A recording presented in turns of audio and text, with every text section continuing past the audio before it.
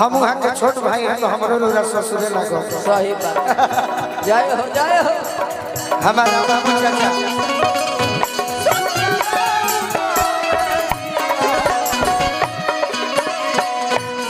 बड़ी संगीत प्रेमी है राम बाबू चाचा।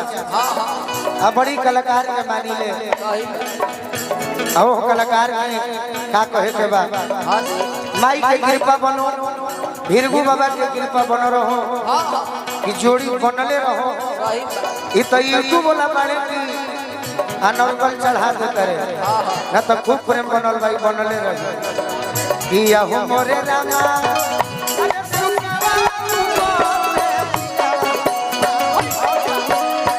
बहुत तारी जाय नहीं देती को बहू अरे लाखों बेरिया कहि करे तो बहू